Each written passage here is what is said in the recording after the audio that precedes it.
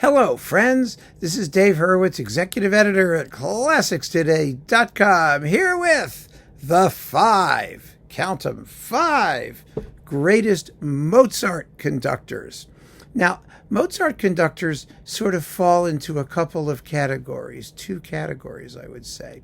The real conductors and the accompanists, because Mozart did a lot of accompanying. You need to accompany his piano concertos, you need to accompany his operas, and try as some might to turn the operas, particularly the Da Ponte operas, into vehicles for conductors. They are vehicles for singers. And conducting, an opera is a different kind of a job. Some people are brilliant at it, so it's about pacing and dramatic instincts and whatnot, but less about what you do with the orchestra and how you manipulate melodic lines and phrasing and whatnot and stuff like that. And so I have chosen a selection of conductors who are less accompanists and more conductors, although a great conductor will usually also be a superb accompanist because they will understand how to accompany brilliantly.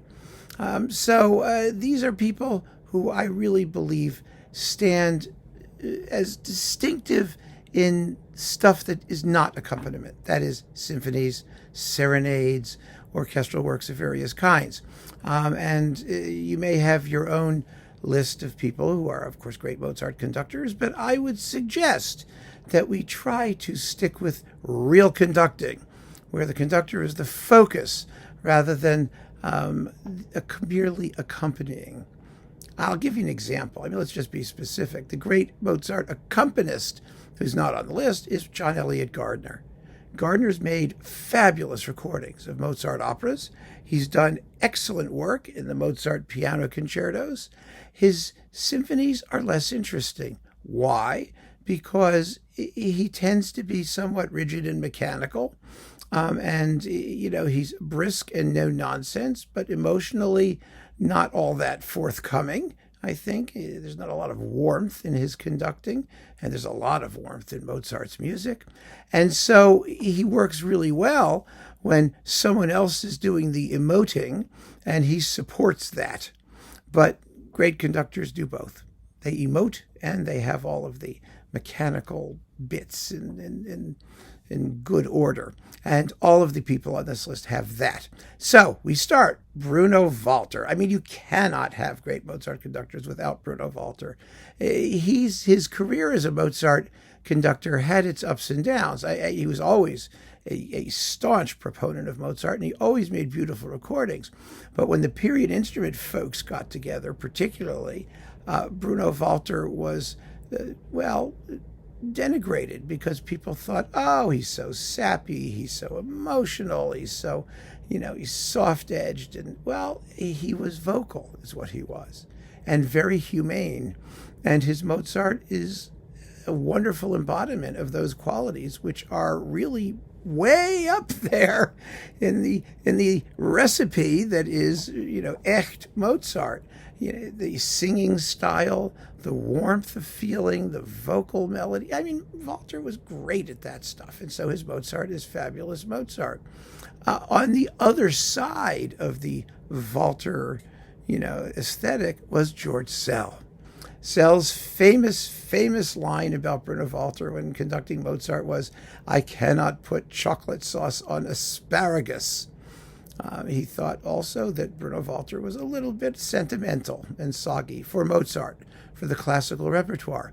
And the interesting thing, of course, is that while Szell's predilections may have foreshadowed much of the period instrument movement, what they were trying to do, and what their aesthetic was, his sound was a million times warmer and more vocally inflected as often as not than most of the people in the period instrument movement. John Eliot Gardiner, for example.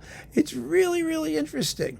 There was this dichotomy in aesthetics in Mozart performance, even back then, even in the 50s or 40s or God knows what, in later 60s and 70s. But it was within an overall paradigm that understood the vocalism and songful qualities of Mozart's music and the emotion in Mozart.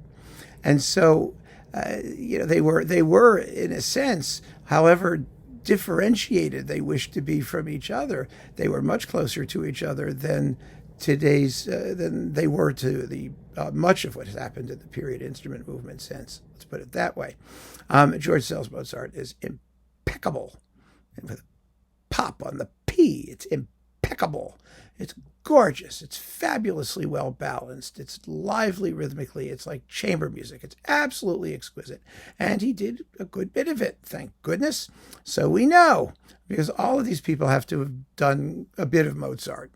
I mean, they have to have done enough so that we get a sense of what their take on the composer was. I can't draw very strict lines in this particular talk and say, well, they have to have done all the symphonies or all the operas or all this, because it just didn't work out that way discographically. You've got to follow the recordings. So after George Szell, we have Karl Böhm. Now, Karl Böhm was a marvelous Mozart accompanist. I mean, he did piano concertos and he did operas. He was really an opera guy. He was a theatrical guy. And his opera conducting was always very dramatic and wonderfully timed and theatrical. It's never soggy or sludgy or trudgy. It's really, really, really good. But he also recorded all of the symphonies and other things besides. And his symphony recordings are, I think, equally lovely. Now, some people today are saying, oh, my God, it's with the Berlin Philharmonic. It's heavy and slow and soggy and trudgy and full of vibrato. And it's all bullshit. It's really good Mozart conducting. It's sensitive, and it's obvious that he loves the music, and even the early works are given really, really careful attention. And it's a beautiful Mozart cycle, which has held its own quite well amidst all comers. I haven't heard any period instrument Mozart, which is, or symphony cycles, which have overtaken Böhm's. Another amazing Mozartian was Charles Mackerras. Mackerras recorded all of the symphonies on Telarc, and then bunches of symphonies for other labels, everything from EMI to Lynn, and other smaller labels, because he just loved making music. And what's more, he loved exploring the music. He did it, each time he did it, it was different. There was the sort of more standard Mozart that he started with, and there was the more period instrument inflected with continuo parts on Telarc. Then there was sort of a combination of both in his later Mozart recordings. The fascinating thing about Mackerras isn't just that he also did a bunch of Mozart operas, which are quite fine. He was a wonderful accompanist, an amazing Mozart accompanist in concerti, which he did with Alfred Brendel. He wasn't dogmatic. He was fascinated. He was just fascinated by the potential of the music to be played in different ways.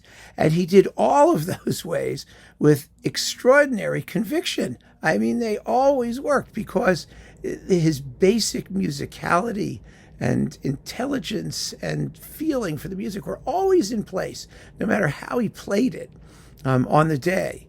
And so he was such a fascinating guy to talk to. I mean, I knew him fairly well, and he really was an amazing musical personality, with such a joy in communicating the intent of the music, and he just felt there were many paths to that goal, and he delighted in trying them out, which he did with, like I said, 100% conviction. So Mackerras is definitely one of the great Mozart conductors. His recordings are just beautiful, and you can always count on him to deliver the goods. You'll never hear anything by him that's not really, really, really good. And then last but not least in this list of 5, Sándor Végh, the great Hungarian pedagogue, violinist, and conductor of the Salzburg Mozarteum thing in Austria. Végh recorded all of the Mozart serenades and divertimenti, even like the really early ones. And he did them with such finesse and such warmth and such point and such intelligence. Most of them are on Capriccio, except for, I think there was the Hofner Serenade or the Posthorn, one or the other, that's on Philips. And so you can't find it. But the Capriccio Mozart Serenade recordings are stunning and an iconic box. He also did his measure of accompanying. He recorded the last couple symphonies for Decca, And there are a bunch of other Mozart things on Orfeo, live recordings that he did, which are just splendid. There was a guy who truly understood how to make the instruments sing. I mean, under his leadership, even a tremolo came alive. It's really amazing. If you listen to his concerto accompaniments, for example, for the Andras Schiff Mozart Piano Concerto Cycle, the orchestral accompaniments are so vibrant. In fact, some people think they're so vibrant they're more interesting than Schiff's piano playing, which is rather very sensitive and understated in places. I think it's beautiful, but it's not ostentatious. And there's a real chamber music, give and take, interplay between the orchestra and the piano. I mean, he really reveals what you can do in a concerto where both the orchestra and the soloist have individual personalities. And it's remarkable. It's remarkable musicianship. Végh was just an incredible, incredible musician. And his recordings are marvels, and they are very, very underrated and overlooked because he wasn't really a big name in the orchestral field as a conductor. He was much better known as a violinist and the leader of the Végh Quartet, which did one of the iconic sets of Beethoven string quartets. As a chamber music player, he was a legend. As a conductor, less so, but he was no less masterful, conducting classical repertoire, which was really his specialty. And so there you have it, my friends, 5 really amazing Mozart conductors. Now, if you would like to provide your own list of 5, please do.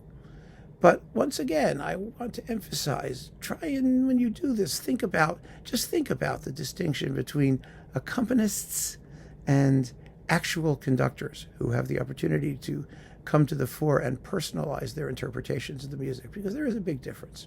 So keep on listening, friends. Thanks so much for joining me. Take care.